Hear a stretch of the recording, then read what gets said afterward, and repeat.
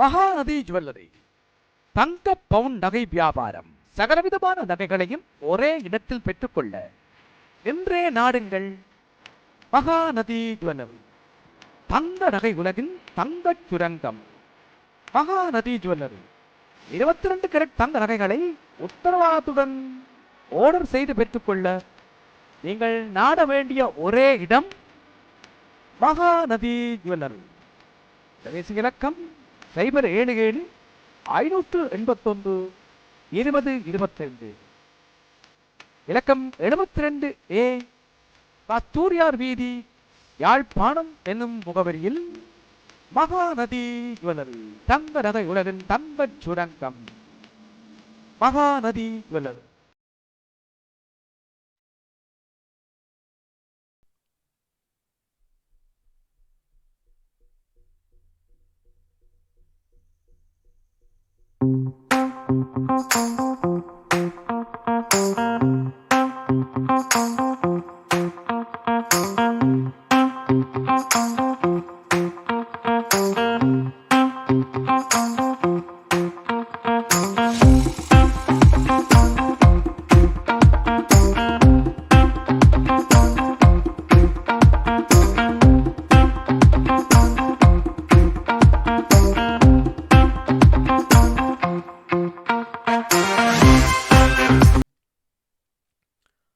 Hi student, welcome to Jefta Education YouTube channel. இந்த காணொளி மூலம் தரம் 5 மாணவர்களுக்கான விசேட மாதிரி பரீட்சை ஒன்றினுடைய பகுதி 2 வினாத்தாளின் சுற்றாடல் சார்ந்த செயற்பாடுகளையும் அவற்றுக்கான விடைகளையும் அவதானிக்க இருக்கின்றீர்கள். இதுவரைக்கும் நமது சேனலை சப்ஸ்கிரைப் செய்யாதவர்கள் சப்ஸ்கிரைப் செய்து கொள்ளுங்கள். பெல் பட்டனையும் கிளிக் செய்து கொள்ளுங்கள். அப்பொழுது நாங்கள் வழங்குகின்ற வீடியோக்கள் உங்களை உடனுக்குடன் வந்து சேரும். எங்களுடைய வினாத்தாள்களை பெற்றுக்கொள்வதற்கு 076-47-54-163 என்ற வாட்ஸ்அப் இலக்கத்துடன் தொடர்பு கொள்ளுங்கள். எல்லாம் தேடி வரும் இலவசமான கல்வி ஜெஃப்னா எஜுகேஷன் யூடியூப் சேனல் மூலம். இங்கே வாருங்கள். கடினமான பயிற்சி, இலகுவான பரீட்சை. வீட்டில் இருந்தவாறே இறுதி பரீட்சையிலே அதிகூடிய புள்ளிகளை பெறுவதற்கான வழிகாட்டல் ஜெஃப்னா எஜுகேஷன் யூடியூப் சேனல் மூலம். இலக்கம் 30 தொடக்கம் 59 வரையான ஒவ்வொரு வினாவிற்கும் பொருத்தமான விடையை தரப்பட்டுள்ள விடைகளிலிருந்து தெரிவு செய்து அதன் கீழ் கோடிடுக. இலங்கையின் தேசிய கீதத்தை இயற்றியவர். 30வது வினா, இலங்கையின் தேசிய கீதத்தை இயற்றியவர் கலாநிதி ஆனந்த சமரக்கோன். கலாநிதி ஆனந்த சமரக்கோன். வினாலகம் 31, அழகானதும் பறக்கக்கூடியதும் தூர இடங்களுக்கு செல்லக்கூடியதுமான பிராணி எது? அழகானதாக இருக்க வேண்டும், பறக்கக்கூடியதாக இருக்க வேணும், தூர இடங்களுக்கு செல்லக்கூடியதாக இருக்க வேணும். இந்த வினாவுக்கான விடை வண்ணத்து பூச்சி. வினாலகம் 32, நாட்டின் சட்ட திட்டங்களை பேணி நடப்பதால் உள்ளத்தில் ஏற்படக்கூடிய உணர்வு எது? பெருமிதம். நாட்டின் சட்ட திட்டங்களை பேணி நடப்பதால் உள்ளத்திலே பெருமிதம் ஏற்படும். வினாலகம் 33, தேசிய கீதம் பாடப்படும் போது ஒருவர் நிற்க வேண்டிய முறை எது? இலகுவாக நிற்றல், கவனமாக நிற்றல், குனிந்து நிற்றல். கவனமாக நிற்க வேண்டும், கவனமாக நிற்க வேண்டும். அட்டென்ஷன். இலகுவாக நிற்றல் என்பது ஸ்டாண்டர்ட் ஈஸி, கவனமாக நிற்றல் என்பது அட்டென்ஷன். ஆகவே கவனமாக நிற்றல். வினாலகம் 34, உக்கும் குப்பைகளுக்குள் அடங்குபவற்றை மட்டும் கொண்ட தொகுதி எது? உக்கும் குப்பைகளுக்குள். இப்போ பாருங்க, தேங்காய் மட்டை உக்கும், பலாச்சருகு உக்கும், பொலித்தீன் பை உக்காது. பேப்பர் உக்கும், வைக்கோல் உக்கும், வாழை மடல் உக்கும், தடிகள் உக்கும், போத்தல்கள் உக்காது, அலுமினிய பாத்திரம் உக்காது. ஆகவே இந்த வினாவுக்கான விடை 2வது விடை, உக்கக்கூடிய பொருட்கள். வினாலகம் 35, பன்சலவில் கொண்டாடப்படும் பண்டிகை மாத்திரம் இடம்பெறும் விடை இது? பன்சல. சிங்கள மக்களுடைய பன்சலவில் கொண்டாடப்படுவது பொசனும் வெசாக். வெசாக் இங்கே 1வது விடையிலே உள்ள வெசாக் பௌத்தர்கள், ஆனால் பாஸ்கு என்பது கிறிஸ்தவர்கள். எசல என்பது பௌத்தர்கள், ரம்லான் என்பது இஸ்லாமியர்கள். பொசன் என்பது பௌத்தர்கள், வெசாக் என்பதும் பௌத்தர்கள் கொண்டாடுகின்ற பண்டிகை. உருவில் உள்ள தையல் முறை எதற்கு உகந்தது? தெறியோட்டியை தைப்பதற்கு, தெறியோட்டியை தைக்கிறதுக்கு பயன்படுத்தப்படுகின்றது. விரலினால் கசக்கும் போது மனம் தருமில்லையது. நாகதாளி கசக்க முடியாது. மரவள்ளி கசக்கினாலும் மனம் தருவதில்லை. கற்பூரவள்ளி வித்தியாசமான மனத்தை தரும். விநாயகம் 38. வீதி சமிக்ஞை விளக்குகளில் பச்சை நிற மின்குமிழ் ஒளிரும் பொழுது கருதப்படுவது. சிவப்பு, மஞ்சள், பச்சை என்ற 3 வெளிச்சங்கள் ஒளிகள் வீதி சமிக்கை விளக்குகளிலே காட்டப்படுகின்றன. அதிலே பச்சை நிற மின்குமிழ் ஒளிரும்போது பயணிக்குக, சிவப்பு நிறுத்துக, மஞ்சள் பயணிப்பதற்கு ஆயத்தமாகுக. விநாயகம் 39. வீட்டுச் சூழலில் காணப்படும் பிராணி கபரக்கொயன். கபரக்கொயன் வீட்டுச் சூழலிலே காணப்படுகின்ற உடும்பு,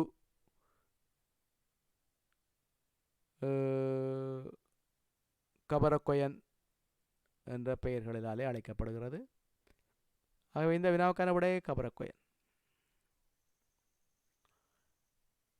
விநாயகம் 40. ஒரே வடிவிலான இலைகளை கொண்ட தாவரங்களின் தொகுதி. ஒரே வடிவிலான இலைகளை கொண்டது. பலா, மா, வாழை 3ம் வேறு வேறு வடிவங்களை கொண்டவை. புளி, அகத்தி, நாவல் 3ம் வேறு வேறு வடிவம். இங்கே புல், கரும்பு, மூங்கில்.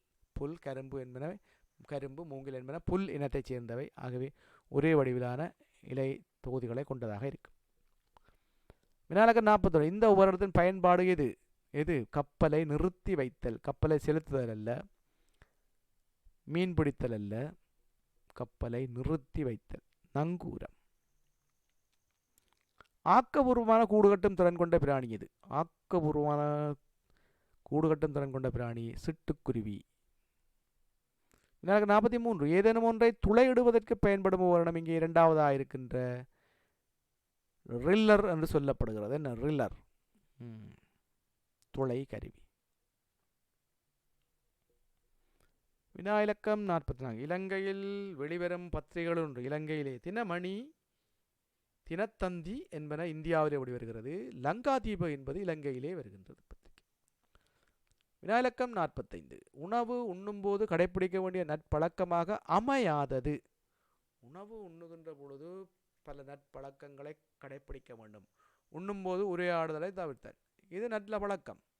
விரல்களினால் பிசைந்து உண்ணல், இதுவும் நல்ல பழக்கம். உணவை உண்ணும்போது உதடுகள் சப்பு கொட்டுதல் தவறான பழக்கம். உதடுகள் சப்பு கொட்டுதல், பொச்சடிச்சு சாப்பிட்றோன்னு சொல்லுவேன், இப்படி சாப்பிட்றது பொச்சடிச்சு. அதில் சாப்பிட்றாக்களுக்கு சத்தம் கேட்கக்கூடாது. உணவு உண்ணும்போது உதடுகள் சப்பு கொட்டுதல், இது தவறான பழக்க வழக்கம். விநாயகம் 46. சூழலில் இயற்கையாக இடம்பெறும் அனர்த்தம் இது. இயற்கையாக இடம்பெறுவது இங்கே வளி மாசடைதல், காடழிப்பு என்பது மனிதனால் ஏற்படுத்தப்படுவது. மண் சரிவு என்பது இயற்கையாக இடம்பெறுவது. காசியப்ப மன்னன் உருவாக்கிய எமது பண்டைய மர உரிமைகளில் ஒன்று. சிகிரியாவை கட்டுவித்தவன் காசியப்ப மன்னன் என்று சொல்லப்படுகிறது. ஆகவே சிகிரியா. விநாயகம் 48. ஒருவரிடமிருந்து இன்னொருக்கு தொற்றாத நோய். காய்ச்சல் தொற்றும், இருமல் தொற்றும், நீரிழிவு என்பது தொற்றுவதில்லை, அது பரம்பரையாக கடத்தப்படும். ஒருவரிடமிருந்து ஒருவருக்கு தொற்றாது. விநாயகம் 49. வீதியை குறுக்காக கடக்கும்போது பாதசாரி ஒருவர் 2 தடவைகள் பார்க்க வேண்டிய பக்கம் இது. வலது பக்கம் பாருங்கள், பின்னர் இடது பக்கம் பாருங்கள், மீண்டும் வலது பக்கம் பார்த்து வீதியை கடவுங்கள். ஆகவே 2 தடவை வலது பக்கம் பார்க்க வேண்டியிருக்கும். வலது இடது பக்கங்கள் 2 தடவை பார்க்கிறீங்களே. வலது பக்கம் பாருங்கள், இடது பக்கம் பாருங்கள், மீண்டும் வலது பக்கம் பார்த்து வீதியை கடவுங்கள். இதுதான்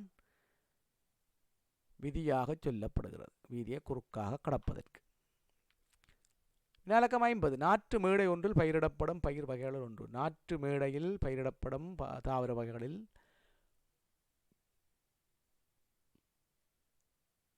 பயறு, மரவள்ளி என்பன நாற்று மேடைகளில் பயன்படுத்தப்படுவதில்லை. புகையிலை நாற்று மேடைகளில் பயன்படுத்தப்படுகின்ற பயிரிடப்படும் தாவரம். விநாயகம் 51. ஆதி காலத்தில் நீரை சுத்தம் செய்வதற்கு பயன்படுத்த முறையது. வடிகட்டியை பயன்படுத்துதல் இல்லை, வடிகட்டி பின்னர் கண்டுபிடிக்கப்பட்டது. குளோரின் இடுதல் இல்லை, குளோரின் பின்னர் கண்டுபிடிக்கப்பட்டது. கரியை நீரில் இடுதல், ஆதி காலத்திலே நீரை சுத்தம் செய்வதற்கு கரியை பயன்படுத்தி இருக்கிறார்கள். அதற்கு பின்னர் தான் வடிகட்டி, அதற்கு பின்னர் தான் குளோரின். வினாலக்கம் 52. பண்டைய காலத்தில் பிராணிகளை பயன்படுத்தி செய்யப்பட்ட வேலைகளில் ஒன்று செக்கில் எண்ணெய் பிழிதல். செக்கிலே எண்ணெய் பிழிதல். மட்பாண்டம் தயாரித்தல், ஆடுகளை சிலை செய்தல், இது ரெண்டுக்கும் பிராணிகள் பயன்படுத்தப்படுவதில்லை. வினாலக்கம் 53. ஆணி அரைவதற்கும் கலற்றுவதற்கும் பயன்படும் உபகரணம். ஆணி ஒன்றை அரைவதற்கும் கலற்றுவதற்கும் கவர் சுத்தியல். கவர் சுத்தியல்.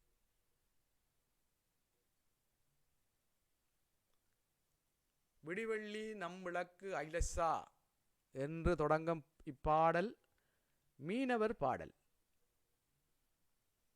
வினாலக்கம் 55. படத்தில் காட்டப்பட்ட ஒரு நீரை வெப்பமேற்றும் போது ஏ என்று எழுத்து குறிப்பது. இங்கே ஏ என்ற எழுத்திலே நீராவி. கரண்டியிலே வைத்து நீங்கள் வெப்பமேற்றுகின்ற பொழுது நீர் ஆவியாக மேலே செல்லும். காற்றின் மூலம் வித்துக்கள் பரம்பலடையும் தாவரம் எது? வேம்பு காற்றின் மூலம் பரவுவதில்லை, அது பிராணிகள் மூலம் பரவுகிறது. குன்றிமணியும் பிராணிகள் மூலம் பரவுகிறது. சீதேவியர் செங்கழு நீர் என்பது காற்றின் மூலம் பரவும் வித்தினை கொண்ட தாவரம். வினாலக்கம் 57. உடலை சுத்தம் செய்யாமையினால் ஏற்படக்கூடிய விளைவுகள் ஒன்று வயோதிபம் அடைதல். இல்லை, அது மூப்பினால் ஏற்படும். வயசு போக வயதுவம் பெறும். தாடை குழிவு ஏற்படுதல். இல்லை, கன்னத்திலே குழிவு எப்படி ஏற்படும்? அது உணவு சாப்பிடாட்டி தோல் மெலிஞ்சு போனால், ஆள் மெலிஞ்சு போனால் ஏற்படும். தோலில் கொப்பளங்கள் தோன்றுதல். குளிக்காட்டி தோலில் கொப்பளங்கள் தோன்றும். சுத்தம் செய்யாட்டி, உடம்பு சுத்தமாக இல்லாட்டி கடி, சொறி, சிடங்கு, கொப்பளங்கள் தோன்றும். வினாலக்கம் 58. பண்டை காலத்தில் தகவல்களை பரிமாறிக்கொண்ட முறைகளில் ஒன்றாக அமைவது. பண்டை காலத்திலே பல்வேறு முறைகளை தகவல்களை பரிமாறிக்கொள்ள பயன்படுத்தினார்கள். அதிலே ஒன்று முரசறைதல். சுவரொட்டி, தொலையஞ்சல் என்பன நவீன முறைகள். கீழே காட்டப்பட்ட எந்த சுற்றுக்களில் மின்குமிழ் ஒளிரும்? இங்கே பாருங்கள், இந்த மின்குமிழ் இங்கே பாருங்கள், இந்த பகுதியிலே இந்த மின் கலத்தை எடுத்துக்கொண்டால் இங்கே சக என்ற பகுதியும் இங்கும் சக என்ற பகுதியும் ஒன்று இணைஞ்சிருக்கு. ஆகவே சகவும் சகவும் இணைந்தால் இந்த மின் சுற்றிலே மின் கிடைக்காது, இந்த மின்குமிழ் ஒளிராது. அதே போல சயவும் சயவும் சேர்ந்திருந்தால் மின்குமிழ் ஒளிராது. ஏனென்றால் அந்த மின்கலத்திலிருந்து மின்சாரம் கிடைக்காது. இங்கே பாருங்க, இது இந்த மின்கலம் இணைக்கப்பட்டது சரி, சகவுடன் சய இணைக்கப்பட்டிருக்கு. இங்கே சக என்பது சய என்பதிலிருந்து புறப்பட்டிருக்குது படம். ஆனால் இந்த மின்குமிழிலே இரண்டும் ஒரே இடத்தில் தொடுக்கப்பட்டிருக்கு. இந்த கரையாக தொடுக்கப்பட்டிருக்கு பாருங்க. அப்போவே ஒளிராது. கீழே தொடுக்கப்பட்டிருக்கவன். இந்த மூன்றாவது படத்தை பாருங்க, சரியா இருக்கு. சகவும் சயவும் மின்கலத்திலே தொடுக்கப்பட்டு மின்குமிழிலே ஒரு பகுதி ஒரு கரையிலே அந்த பித்தளை பகுதியையும் ஏனைய பகுதி கீழ்ப்பகுதியிலேயும் இணைக்கப்பட்டிருக்கு. ஆகவே இந்த மின்குமிழ் தான் ஒளிரும், ஏனைய இரண்டும் ஒளிராது.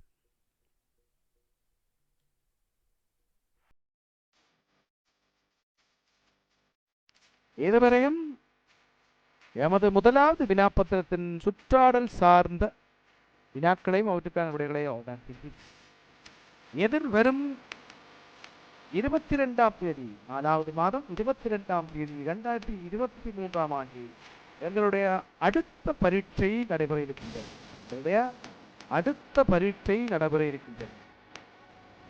அந்த பரீட்சைக்கான வினாத்தாள்களை பெற்றுக்கொள்வதற்கு 0764475463 என்ற வாட்ஸ்அப் இருக்கிறது.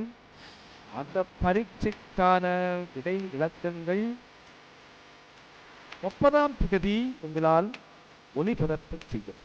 எஃப்எடிகேஷன் யூடியூப் சேனல் மூலம் முற்றிலும் இலவசமான வழிகாட்டல் வகுப்புகள் எஃப்எடிகேஷன் யூடியூப் சேனல் மூலம் இல்லம் தேடி வரும் இலவசமான கல்வி எஃப்எடிகேஷன் யூடியூப் சேனல் மூலம். இதுவரையும் நமது சேனலை சப்ஸ்கிரைப் செய்யாதவர்கள் சப்ஸ்கிரைப் செய்து கொள்ளுங்கள். பெல் பட்டனையும் கிளிக் செய்து கொள்ளுங்கள். அப்பொழுதுதான் நாங்கள் வழங்குகின்ற வீடியோக்கள் உங்களை உடனுக்குடன் வந்து சேருங்கள். ஏனையவர்களிடம் பகிர்ந்து கொள்ளுங்கள். அதிகூடிய புள்ளிகளை பெறுவதற்கு முயற்சி செய்யுங்கள். கடினமான பயிற்சி, இலகுவான பரீட்சை. எங்களது வினாத்தாள்களை வீட்டிலிருந்தோ பாடசாலைகளிலிருந்தோ பயிற்சி பெறுவதனூடாக இறுதி பரீட்சையிலே அதிகூடிய புள்ளிகளை பெறுவதற்கு முயற்சி செய்ய முடியும். இல்லம் தேடி வரும் இலவசமான வழிகாட்டல் வகுப்புகள் ஜெஃப்னா எஜுகேஷன் யூடியூப் சேனல் மூலம். இன்றைய நாடுங்கள், அதிகூடிய புள்ளிகளை பெறுவதற்கு முயற்சி செய்யுங்கள். கடினமான பயிற்சி, இலகுவான பரீட்சை.